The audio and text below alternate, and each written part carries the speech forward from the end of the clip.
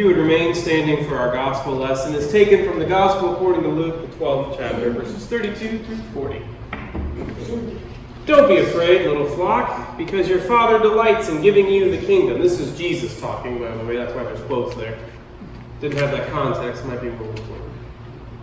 So Jesus was teaching, and he said, don't be afraid, little flock, because your Father delights in giving you the kingdom. Sell your possessions and give to those in need. Make for yourselves wallets that don't wear out, a treasure in heaven that never runs out. No thief comes near there, and no moth destroys. Where your treasure is, there your heart will be too. Be dressed for service and keep your lamps lit. Be like people waiting for their master to come home from a wedding celebration, who can immediately open the door for him when he arrives and knocks on the door.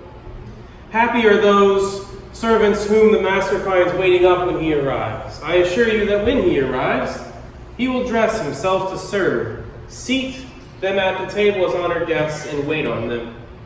Happy are those whom he finds alert, even if he comes at midnight or just before dawn.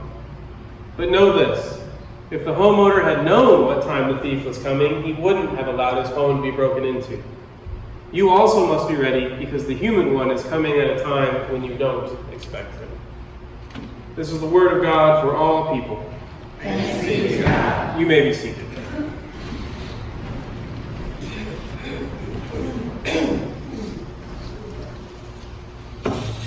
It's tough to be ready. You can plan out all your moves ahead of time, and things get thrown into the mix that mess it up. And I don't think this is more true in any game than Uno. As we continue to talk about Uno. You get ready, you're thinking, I got all these blue cards. The color is blue. I'm ready to go. And your friend changes the color. They're like, no, why are you doing that? I'm like, well, I had a yellow 6, that was a blue 6, and I needed to get rid of it. You're thinking, I wasn't ready for that. Or even worse, you're all ready to play, and then they're like, actually, if you could draw 2, just take some more cards. You think to yourself, I don't want to take more cards, I want to play some of these cards. I don't know if you've ever been playing Uno, and you have so many cards that you aren't even fanning them out anymore. You're just holding them like you're a deck of cards, because there's too many to fan out. Well, Jesus is telling people to be ready. To be ready. But it's tough to be ready, because there's this thing called life.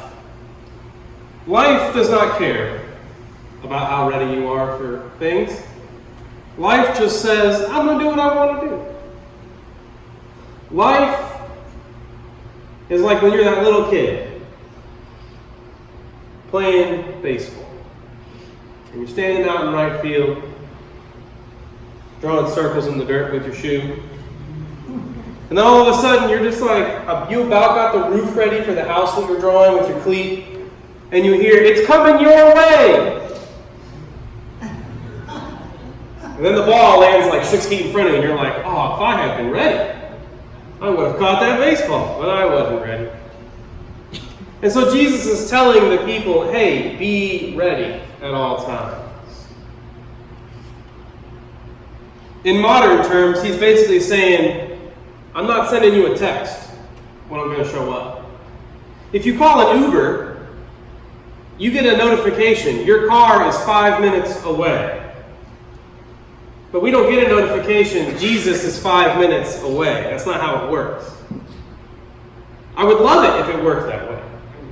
If we got a heads up, hey, by the way, tomorrow is the day and the time. It's not how it works. I would love it if we knew what life was about to throw at us. Hey, tomorrow is not going to be a good day. Now, that's not a fortune cookie I'd like to get, right? You open it up and bad things coming your way. You're like, whoa, that is a negative fortune cookie. But that's not how this works.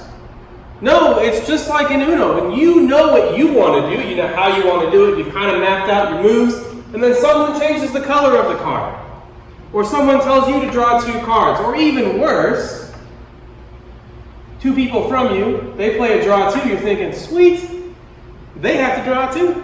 I get to play whatever I want. And your friend's like, actually, I also have a draw 2, so I'm going to play that on top of this draw 2 so you can draw 4. And you're like, what? Quit passing it on to me. But that's what it feels like, life.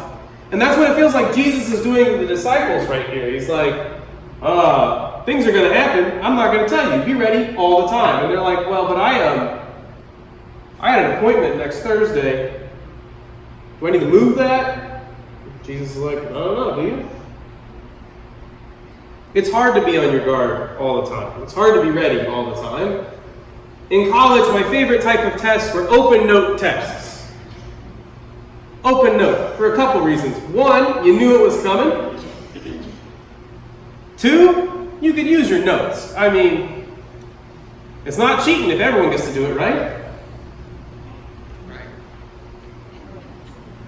Apparently some of you didn't go to school. Anyway, it's not cheating if you get to use your notes. If everyone gets to use their notes, right? You're not doing the old, slipping it up your sleeve or whatever. But that's not how this one is working. Now we get the heads up that a test is coming, we just don't get to know when. And we get to know that it is an open note test if we're paying attention, but it's like an open note pop quiz. It's saying, do you have your notes ready whenever the test happens to show up? Which is a little more stressful. It's a little more stressful because it means you have to be ready all the time. You can't slack off forever and ever and then get in the game. You got to be ready all the time. Except,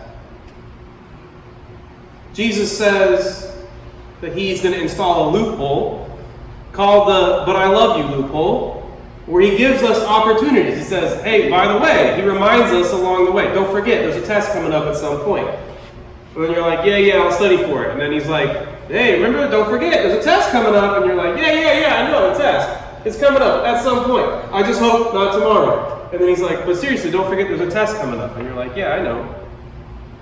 Except that the only problem is we have this thing called life that just gets in our way. That's the famous quote from the first Jurassic Park movie. Dr. Malcolm's famous quote, which is really just Jeff Goldblum with his shirt half open. So there you go. Go watch the movie. There's your teaser for it. And he lays there and he just says, life finds a way. That's the problem. Jesus says, hey, be ready at all times. And our response to him is, yeah, but life finds a way to make that difficult to be ready at all the time.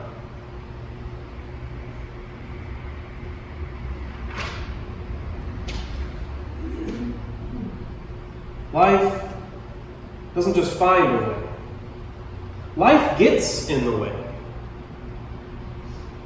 How many of you have ever had your plans all perfect, all laid out? You were going to go on a trip. You knew what you had to have packed. You knew what time you had to leave the house. How many of you have never left on time? Right? Because life gets in the way, right? I got to do those dishes because we're going to be gone for a week and they're going to get nasty if they sit around. Or, my personal favorite, we just went on a family reunion a couple weeks ago, and my cousin was coming from Texas with her husband and their 2 kids, and they have a 4 or 5 month old. They got in the car to leave to go on the trip in the driveway, literally puts 5-month-old in the car seat, blowout in the driveway. Unpacked the car seat, the kid, washed the car seat, delayed him like an hour. Right? Because life just gets in the way. And so Jesus says, hey, be ready all the time. And we're like, yeah, but life is in the way. Which leads us to this saying that we often encounter, which goes counter to what it's actually like. People have said this before, I've heard it a lot. God won't give you more than you can handle. False. First of all, God ain't giving me everything. Some stuff just happens. Right? Some stuff doesn't care, and it just piles on you anyway. And no, God doesn't just make your life miserable. Things just happen. But God does give you people to help make it manageable. It may be more than you can physically handle, but that doesn't mean someone else can't come along and help you out. You see, the other thing about Uno is that you can't play, despite the fact that the name is Uno, you can't play Uno by yourself.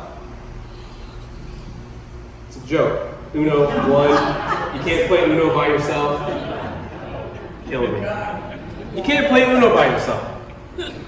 You got to play it with other people. And that's the same thing with life. If we go through life thinking, I can do it by myself, no, we can't. Jesus doesn't say, hey, you guys have to be alert at all the times, by yourself. If you have to be alert 24 hours a day, you're going to burn out. Jesus never said, you can't have help. He didn't say, the servants can't take shifts, and then if they see something coming, go, hey, get up, get up. Take shifts. Take a break. We live in a culture that tells us to go, go, go, and do, and be, all of the time. And it just seems like we're always being told to draw 2 more cards. And sometimes you just got to set the game down and take a break.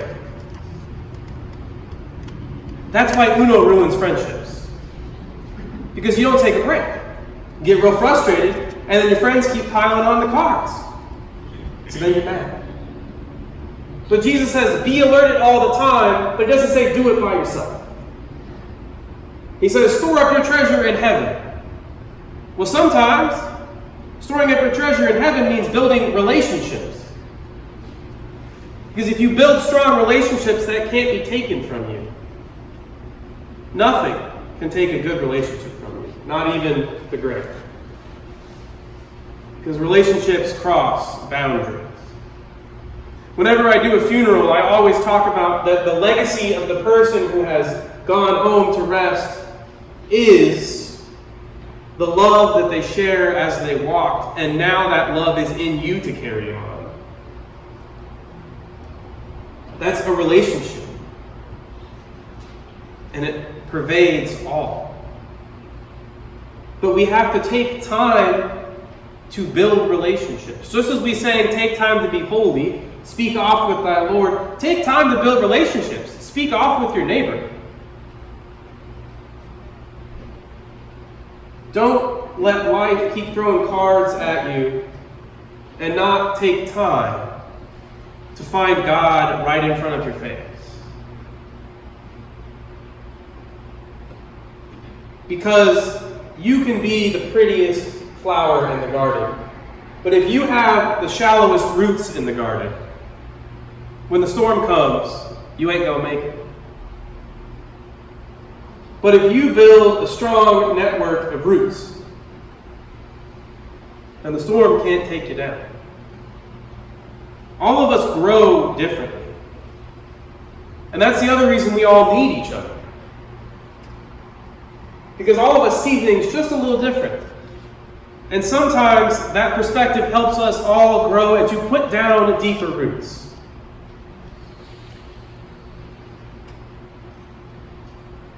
And if you don't build those roots and those connections, it might just be the color change, or it might be that draw 2, or it might be the friend that throws the draw 2 on top of the draw 2, but something is going to take you down because you can't go it alone. But you don't have to. Because you have things on your side. You have friends, and you have Jesus. Jesus came to be with us, to build a bridge between us and God, but he says, don't forget to do some work on that bridge every so often. Check the structure, check the foundation, make sure it's solid, so that when the earthquake comes, the bridge, your relationships, your faith, can be strong and grounded. Because we are charged to grow in our outward faith, in our internal community, and in our external community. Our life should move us in a triangle shape. Up towards God, in towards each other, out to others, back to God. It's a cycle in which we don't pile things on other people, but in which all things lead to God, to others, to us, to God, and back. So that when we play Uno with somebody else, we could stack. Could be that mean person. I'm sorry, don't play with me. But maybe just one time we could have mercy on somebody else instead. And instead of saying, you get to draw 2 more, we could say, what's going on in your life? How can I support you? Please know that you're not alone, even as it feels overwhelming. Who here has felt overwhelmed in this past week? That's because life is overwhelming. Who here has taken time, even just 30 seconds a day, to take a deep breath and to check in with Jesus this week? Jesus doesn't say take hours. He says take time to be holy. He doesn't say do it all by yourself. He says do it together. Hold each other accountable and don't forget about me. So that when things seem like they're piling on and the game seems like it's all against us, we have a strong foundation to support us and we know that we're not alone. Because the world and life will find a way to make you feel overwhelmed and to try and wear you down. But through the foundation of faith and community, we can weather all of that. We got to take time. We got to take time. Amen.